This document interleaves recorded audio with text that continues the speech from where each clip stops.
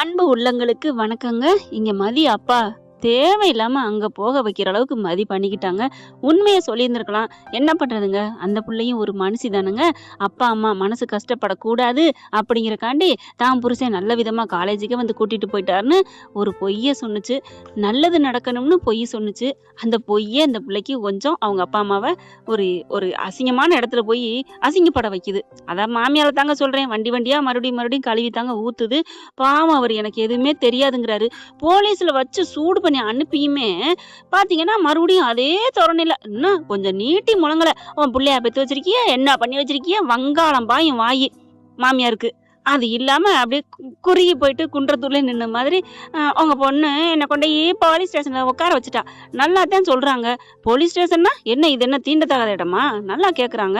உங்க பிள்ளையும் போலீஸ்ல தானங்க இருக்கு. அது என்ன போலீஸ் ஸ்டேஷன்னாலே ஒரு மட்டமாவும் ஒரு தப்பாவும் போலீஸ் வேலை கிடைக்கணும், போலீஸ் வேலை ஆவோ, கவர்மெண்ட் வேலை அப்படின்னு மட்டும் ஏங்குறாங்க. போலீஸ் இல்லைன்னா நாடு நகரம் என்ன ஆகும் தெரியுமா? சுந்தர்சி படம் ஒரு படம் இருக்கு. ஒண்ணோட உருப்படியா இருக்காது. நீதிபதி வந்தா என்ன, முதலமைச்சர் வந்தா என்ன, அவங்க பாட்டுக்கு ஏதாவது பண்ணிக்கிட்டே போயிட்டே இருப்பாங்க. போலீஸு, காவல்துறைங்கிறது சும்மா இல்லைங்க. காவல்துறை நண்பன் ஒரு சில இடங்கள்ல அந்த மாதிரி இந்த மாதிரி இருக்கத்தான் செய்றாங்க. இல்லாம இல்லைங்க.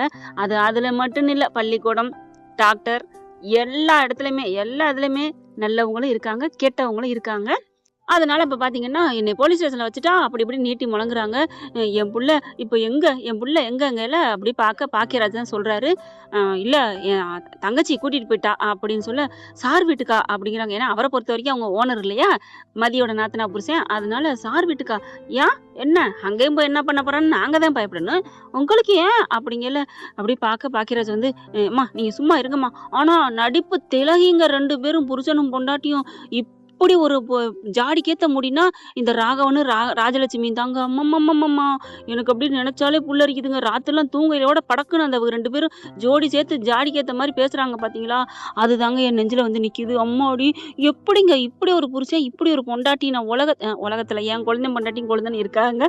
பார்த்துருக்கேங்க அந்த மாதிரி தான். அப்பா! வேற லெவலுங்க. ஆத்தாடியோ! இப்படிலாம் இருக்கக்கூடாதுன்னு சொல்றேங்க. வேற லெவல்னா நல்ல லெவல்ல. இப்ப ஆனா ஒண்ணுங்க, நம்ம மலரு நாங்க நேத்தெல்லாம் கொஞ்சம் கஷ்டமா இருந்துச்சு. ஏன்னா நம்ம செல்லாக்குட்டி பேச போகுதுங்க. மாட்டேன்ட்டு போகுது பாத்தீங்களா? இன்னைக்கு அத எக்ஸ்பிளைன் பண்ணுச்சு பாத்தீங்களா புருஷன்ட்ட. நான் தப்பு பண்ணிட்டேன். பெரிய இவன் மாதிரி அப்படின்னு சொல்லல நான் அழுதுட்டேங்க. அதாவது மதிய பத்தி ஒண்ணு சொன்னாங்க இல்லையா? என்ன பொறுத்தவரைக்கும் யாரும் கொஞ்சம் சோகமாவோ, ஆதரவற்று நின்னாங்களோ, எனக்கு அவங்க மக்கட்டு அந்த இடத்துல நான் நின்னு அழுக வந்துரும். எனக்கு ஒரு மாரி ஆயிரும் மனசு. எனக்கு ஒரு மாதிரி ஆயிடுச்சு. மதிய நெனச்சு பாவம் இல்ல. பாருங்க வீட்டுக்கு போய் வீதியில தள்ளி, மலர் சொன்ன ஒண்ணொண்ணு மதியம் நினைக்கல. அழுக வந்துருச்சு. அதுக்கப்புறம் அவங்க அப்பா வீட்டுக்கு போய், அப்புறமா ஸ்டேஷனுக்கு போய், மறுபடியும் இங்க வந்து மறுபடியும் ரேவதி வீட்டுக்கு போய், பாவம் அப்படின்னு சொல்லி தன்னைத்தானே திட்டுது பாத்தீங்களா மலரு? அது சொல்லுது. எனக்கே கேவலமா இருக்குங்க. நான் ஏன் இப்படி இருக்கிறேன்? நான் சுயநலம் மட்டும் இல்ல. அதான் என்னங்க அது சுயமரியாதை மட்டும் இல்ல. எனக்கு இல்லாம இல்ல. எப்படி யார்ட்ட நடந்துக்கணும்னு தெரியல. அந்த புள்ள ஏதோ சொல்ல வந்துச்சுங்க அப்படின்னு சொல்லி, மலரு சூப்பர்மா. நான் கூட கொஞ்சம் வருத்தப்பட்டேன். இன்னைக்கு சரியா நடந்துக்கிட்டீங்க. பாக்கியராஜ் சரி விடுமா அப்படிங்கிறாரு. அந்த சமயம் முழுசா கூட அவங்கள பேசி அனுபவிக்க விடல. ஆத்தாள் அப்பன்னு மாமியார் வந்து, "ஓ! ஐயோ! பாக்கியராஜ் இப்படி ஆயிடுச்சாடா, நொப்படி ஆயிடுச்சாடான்னு" சொல்லி அழுகுறாங்க. அப்பதான் இந்த சமயத்துல கரெக்டா எலிப்பொறிக்குள்ள வந்து மாட்டினேன். எலி மாரி மதி அப்பா மாட்டிக்கிறாரு. இந்த மாரி அங்க போயிடுச்சுனோனே, நான் போய் பாத்துக்கிறேன் அப்படின்னு கிளம்புறாரு. கிளம்புறீங்களா? பாத்து உங்க வீட்டுல இருந்தா இன்னும் உங்களையும் சித்திரவதை பண்ணிருப்பா அப்படிங்கல. இல்லங்க, இனிமே அப்படி பண்ணாத அளவுக்கு நான் பாத்துக்கிறேன். ஆமா ஆமா, இதான் 1000 வாட்டி சொல்லிட்டீங்களே. அப்பா சாமி அப்படின்னு கூப்பிடுது அந்த கிழவி. என்னன்னு திரும்புறாங்க. இன்னமும் நாங்கெல்லாம் கொடுமைப்படுத்துறேன்னு சொல்லிட்டு எதுவும் போய் சொல்லிட வேணாம். அப்புறம் அதுக்கு ஏதாவது வந்துட்டு மறுபடியும் போலீஸ் ஸ்டேஷன் போனது இல்லாம அதுக்கப்புறம் எஸ்பி ஆபீஸ், கமிஷனர் ஆபீஸ்ன்னு போயிட்டானா என்ன பண்ண முடியும் நாங்க? ஐயோ, நாங்களாம் ஒரு கொடுமையும் படுத்தலப்பா. உங்களையும் நாங்க திட்டவே இல்லை போதுமா அப்படிங்கிறாங்க. ஐயோ ஏமா இப்படிலாம் பேசுறீங்க? நான் எதுவும் சொல்லலம்மா அப்படின்னு போறாரு. சரி இப்ப என்னத்த போய்கிட்டு, நாளைக்கு அதாவது அவங்க அம்மாவையும் கூட்டிக்கிட்டு போலாம் மதிய அம்மாவின்ட்டு வீட்டுக்கு போறாரு. வீட்டுக்கு போய் எல்லாத்தையும் சொல்றாரு. என்னங்க இப்படி சொல்றீங்க?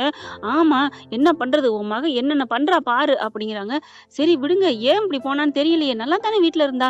அப்படி போறான்னா அதுக்கு ஏதோ ஒண்ணு நடந்திருக்கணும், அதான் நானும் நினைக்கிறேன் அப்படிங்கிறாங்க. அடுத்து காலையில போய்க்கலான்னு படுத்துட்டாங்க. போன் அடிக்கிறாங்க மதிக்கு. போன் பார்த்தா சுவிட்ச் ஆஃப்னு வருது, சார்ஜ் இல்லைங்க. ஃபோனை மறுபடியும் எடுக்கிறா, எடுக்கல. அடுத்து பார்த்தீங்கன்னா, இங்க தங்கராஜு மாப்பிள்ளைக்கு ஏத்தி விடுறாரா, ஏத்தி விட்டு "உன் பொண்டாட்டிய நல்லபடியா பேசுடா, ஐஸ் வைடா, ஏன்டா இப்படி பண்ற? கொஞ்சம் நல்லபடியா நம்ம பேச்ச கேட்கற அளவுக்கு வந்ததுக்கப்புறம் ஏறி பார்த்துக்கலாம், ஏறி மிதிச்சுக்கலாம்" அப்படிங்கிறாங்க. ஆனா அவங்க பாருங்க, கல்யாணம் நின்னதோட நின்றுக்கலாம்னு நினைக்கிறாங்க. தங்கராஜு தான் பண்ணி வச்ச கல்யாணம் நல்லபடியா நடக்கணுங்கிறக்காண்டி கொஞ்சம் மெனக்கெடுறாரு. இப்ப அந்த பயப்புள்ள போயிட்டு கட்டி பிடிக்க போலாமாங்க. ஏற்கனவே 2ம் கிட்டிக்கேன்னு கிழக்கு மேற்குன்னு இருக்கு. இழுத்து பிடிச்சா என்ன ஆகும்? தள்ளி அதுவும் லைட்டா தான் தள்ளுறாங்க. டமால்னு விழுக ஆளுகெல்லாம் வர "என்ன ஆச்சுங்க?" "இல்ல தள்ளி விட்டுட்டா" அப்படிங்கிறாங்க. ரேவதி "என்னாச்சு?" அவர் டக்குன்னு வந்து என்னைய கட்டி பிடிக்கிறாரு" அப்படின்னோனே ரேவதிக்கு என்ன சொல்லுன்னு தெரியல. தங்கராசு அது ஒரு மாதிரியா ஃபீல் பண்றாரு. ஐய்யய்யோ! என்னடா பண்ணி வச்சிருக்கிற? "டேய் வாடா" அப்படின்னு கூட்டிட்டு போறாரு. சுரேஷ கூட்டிட்டு போய் பயங்கரமா அட்வைஸ் பண்றாரு. "ஏன்டா சுரேஷ் இப்படிலாம் பண்ற? ஏன்டா இப்படி பண்ற?" அப்படிங்கல. "மாமா நீங்க தானே சொன்னீங்க." "நான் சொன்னா?" உடனே போயிட்டு ஐயோ! என்னமோ சொல்லுவாங்கல்ல காஞ்ச மாடுன்னு. "என்னடா?" அப்படிங்கிறாங்க. இப்ப என்ன பண்ணணும்? "டேய் நல்லபடியா நடந்துக்க. நீ நடந்துக்கிறதாண்டா அவ கால சுத்திக்கிட்டு கிடக்கணும்" அப்படிங்கிறாங்க. இப்ப என்ன பண்ணணும்? "போயிட்டு சாரி கேளு போ." நான் அவ மூஞ்சில முழிக்க மாட்டேன். சுரேஷு மறுபடியும் சொல்றேன். அவ உன்ன நம்பி வந்துட்டாடா. அவ பாவம்டா. இப்ப அவ மட்டும் கெட்டவளா இருந்தா ஸ்டேஷன்ல வச்சு என்ன கொடுமைப்படுத்துறாங்க. இவங்களுக்கு தண்டனை வாங்கி குடுங்கன்னு சொல்லியிருப்பாள்ல. ஆனா அவ அத அப்படி சொல்லலைன்னா என்ன அர்த்தம்? என்ன அர்த்தம்? எப்படியாவது சமாதானமாயி உங்க கூட நம்ம வீட்ல வாழணும்னு தான்டா நினைக்கிறா. ஓ! அப்படியா? என்ன நொப்படியா என்ன? போடா!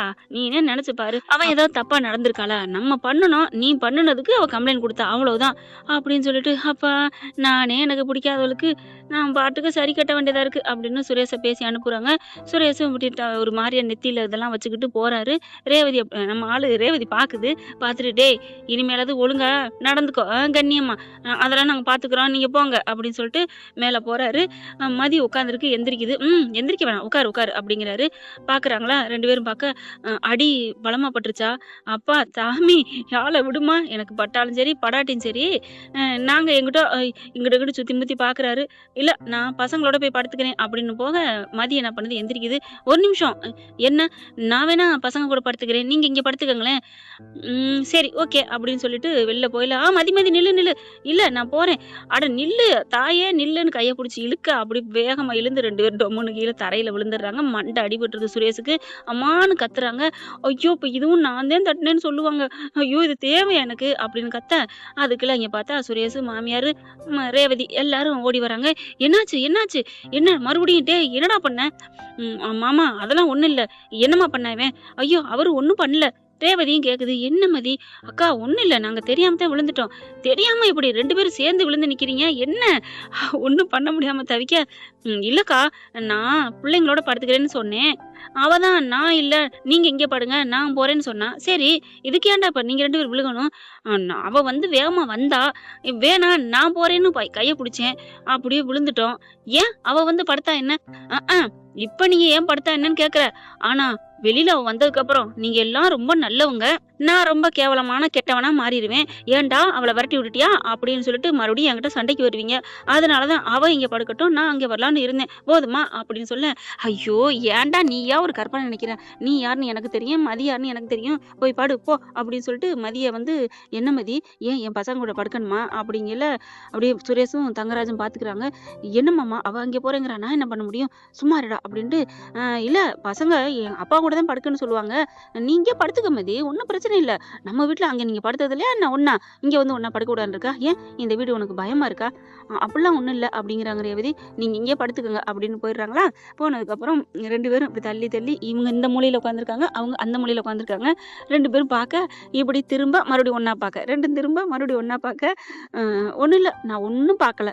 அப்படி என்ன? அப்படிங்கிற மாரி கேட்கறாங்க மதி. நான் ஒண்ணும் பார்க்கலம்மா. அம்மா அப்படின்னு தலைய வலிக்கி அப்படியே அதாவது கொஞ்சம் நல்லா வீங்கிருதா, கிட்டக்க வந்து நிக்கிறாங்க. ஏன் ஏதாவது வலிக்குதா? ஏதாவது மருந்து? ஒண்ணும் வேணாம். நீங்க படுங்க தாயே. நான் உங்கள ஒண்ணுமே திட்டல போதுமா? என்ன நீங்க வாங்கலாம் பேசுறீங்க? அப்புறம் என்ன பண்றது? நீங்க என்னை ஏதாவது கம்ப்ளைண்ட் குடுத்துட்டீங்கன்னா, சும்மா அப்படிலாம் பண்ணாதீங்க அப்படின்னு அப்படின்னு முறைக்கிறாங்க. பாத்தியா இதுக்கே முறைக்கிற? ஐயோ! நான் ஒண்ணும் முறைக்கலடா சாமி அப்படின்னு எடுத்து போத்திட்டு 2 பேரும் இங்கிட்டு திரும்பி படுத்துக்கிடுதுங்க. அதுக்கப்புறம் 2 பேரும் ஒண்ணா திரும்பி பார்க்க சிரிப்பு வந்துருது. மறுபடியும் தூங்கிடுறாங்க 2 பேரும் திரும்பிக்கிட்டு. இப்ப காலையில பாத்தீங்கன்னா, வெள்ளன வந்து குரல் கேக்குது மதின்னு. என்ன அப்பா, அம்மா குரல் கேக்குதுன்னு வேகமா அந்த டைனிங் டேபிள்ல உட்கார்ந்துருக்காங்க. டிஃபன் எடுத்து வச்சிருக்காங்க. இங்க 2 பேரும் பார்த்தோன்னா, அம்மா, அப்பா, இங்க நான் இருக்கிறது எப்படி தெரியும்? ஏம்மா உலகத்துல எங்கெங்க இருக்கிறோங்கிறது எல்லாமே கரண்ட் நியூஸ் அப்படி கைக்குள்ள அடக்கமா இருக்கு. நீ இங்க இருக்க தெரியாதா என்ன? யார் சொன்னா? ரேவதிய பாக்குது. நான் சொல்லல. தங்கராஜன் பார்த்தா நானும் சொல்லலைங்கிறாங்க. இல்ல இல்ல நான் வீட்டுக்கு போனேன் அப்படிங்கிறாங்க. முதல்ல வாங்க உட்காருங்க அப்படிங்கல. மகளை தேடி வந்தீங்களாக்க? பெத்த பிள்ளைய வீட்டுல இருந்தே நீங்க புத்திமதி சொல்லியிருந்தா சொல்லி வளர்த்திருந்தா ஏன் இப்படி வீடு வீட்டுக்கு அலையணும் அப்படிங்குது நீட்டி முழங்குது. ஐயோ அப்படின்ட்டு மன்னிச்சுக்கங்கம்மா தப்புதான். அப்பா ஏன்ப்பா மன்னிச்சுக்கங்க தப்புதான்னு மன்னிப்பு கேட்டுட்டே இருக்கீங்க. நீங்க உழைச்சு சாப்பிடுறீங்கப்பா, யார்ட்டையும் மன்னிப்பு கேட்க வேணாப்பா. பாத்தீங்களா இந்த திமிரு தான் இந்த நிலைமையில வந்து நிக்கிறான். ஏன் நான் எந்த நிலைமையில நிக்கிறேன்? நான் இப்ப இங்க என்ன நல்ல இடத்துல தானே வந்திருக்கேன். என் நாத்தனார் புருஷன் வீட்டுல நான் வந்திருக்கேன். நான் ஒன்னும் கோயில் குளத்துல போய் தர்மம் எடுத்து நிக்கலையே. அம்மாடியோ வாய பாத்தீங்களா உங்க மகளுக்கு அப்படிங்கல. அவங்க அம்மாவுக்கு கோவம் வருது, மதிய அம்மாவுக்கு. ஏங்க அவ இப்ப என்ன சொல்லிட்டா? இது நல்ல இடம்னு இந்த வீட்டை உசர்வா தானே சொல்றா அப்படிங்கல. உங்க மகளுக்கு உங்ககிட்ட இருந்தே வந்திருக்கா. உடனே சும்மா இரு மதி, அவங்க அப்பா அடக்குறாரு பொண்டாட்டிய. அடக்கிட்டு மதி இங்க பாரு, நீங்க வந்திருக்கிறது என்கிட்ட சொல்றது இல்லையா அப்படிங்கிறாங்க. இல்லப்பா உங்க மனசு கஷ்டப்படக்கூடாதுன்னு நான் அப்படி சொல்லல. ஏம்மா ஏப்பா என்னாச்சு? நான் அங்க போனேம்மா. ஏன் அவங்க எதுவும் சொன்னாங்களா? சுரேஷுக்கு தூக்கி வாரி போடுது. அவருமே வாங்க வாங்கங்கிறாருங்க மாடியில இருந்து வந்த கையோட. அவருக்கே ஆச்சரியமாயிருது. இது என்ன கனவா நனவா? மாப்பிள்ளையா நம்மள கூப்பிடுறாரு அப்படின்னு நினைக்கிறாங்க. அடுத்து மதியமே ஆச்சரியப்படுது. என்னது வாங்கலாம் கூப்பிடுறாரு, மாப்பிள்ளைன்னு மோதிரம் செயின்லாம் போட்டாரு, அப்ப கூட திரும்பி பார்க்காம வந்தாரே அப்படின்னு பாக்குறாங்க. அதுக்கப்புறம் வேகமா பக்கத்துல வாராரு. வந்துட்டு அங்க போனீங்களா? அம்மா அப்பா ஏதாவது சொன்னாங்களா? அதெல்லாம் ஒண்ணும் சொல்லல. சொல்லாம இருப்பாங்களா என்ன? அதுக்கப்புறம் இங்க வந்துட்டேன்னு சொன்னாங்க, அதான் வந்தேன். அப்பா அம்மா எதுவும் சொல்லல, நீங்க எதுவும் ஃபீல் பண்ணல? இல்ல மாப்பிள்ள, ஏன் பறக்குறீங்க, ஏன் பயப்படுறீங்க? அவங்க என்னை திட்டுனா கூட நாங்க எதுவும் நினைக்க மாட்டோம் மாப்பிள்ள. ஏன்னா என் புள்ள வாழணும் தானே நாங்க நினைக்கிறோம் அப்படிங்கிறாங்க. ஐயோ நீங்க அப்பெல்லாம் எதுவும் நினைக்காதீங்க மாமா, உட்காருங்க. மாமான்ட்டாரே அப்படின்ட்டு.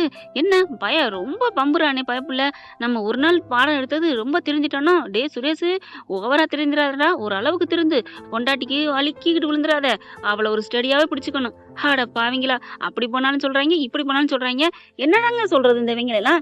இப்ப டிஃபன் எடுத்து வைக்க சொன்னா வேணான்னு சொல்ல, ஆனா சுரேஷ் விடல. நீங்க உட்காருங்க மாமா, அத்தை உட்காருங்க. மதி போய் சாப்பாடு எடுத்துட்டு வா அத்தைக்கும் மாமாக்கும். பாக்குறாங்க, ஆச்சரியப்பட்டு போறாங்க. என்ன அப்பா அம்மா சாப்பிட்டாங்களா இல்லையா? வா எடுத்துட்டு வா. அப்பா அம்மாவா? மறுக்கா ஐயோ அப்படின்னு அடுப்படி போக மாமியார் பாக்குது. யாரெல்லாம் வந்து இருந்துட்டு இருக்காங்க.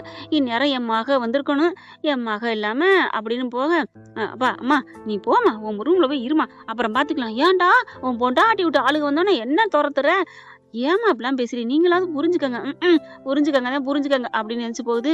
அப்பதான் மதியம் அம்மா பாக்குறாங்க. எத்தனை இடத்துல எல்லாருமே இப்படிதான் இருக்கிறாங்களே, ஏங்க இப்படி நம்மள மாதிரி ஃப்ரீ மைண்டோட இருக்க மாட்டாங்களா? நீ என்ன நினைச்சிட்டு இருக்க? ஒரு சிலர் தான் நல்லவங்க இருப்பாங்க, ஒரு சிலவங்க அப்படிதான் இருப்பாங்க. அட்ஜஸ்ட் பண்ணி நம்ம தான் போகணும், பேசாம இரு. உடனே என்ன அட்ஜஸ்ட் பண்ணணும்? அதெல்லாம் ஒன்றும் தேவையில்லை, நீங்க சாப்பிடுங்க. சுரேஷ் எடுத்தாந்து வைக்கிறாரு, பரிமாறுறாரு. மதிக்கு மயக்கமே வருது நின்றுகிட்டு இருக்கேல. மதி சட்னி ஊத்துமா, சாம்பார் ஊத்து. மாப்பிள்ள என் புள்ள ஸ்டேஷனுக்கு போயிடுச்சுன்னு நீங்க எதுவும் நினைக்காதீங்க. ஐயோ மாமா ஸ்டேஷனுக்கா? யாரு? எப்ப போனது? எங்க போனது? என்ன மாப்பிள்ள சொல்றீங்க? ஆட நான் அதையே மறந்துட்டு இருக்கேன். சும்மா அதையே ஞாபகப்படுத்தாதீங்க. மதி சொல்லுமா. அப்பா அதே மறந்துட்டாரு, விடுங்கப்பா. தம்பி எங்க மேல எதுவும் கோவம் இல்லையே? ஐயோ அத்தை, நான் கோவச்சா உங்களுக்கு சட்னி வைப்பனா, இட்லி வைப்பனா? போயிட்டு முருள் தோசை ஊத்திட்டு வரட்டா?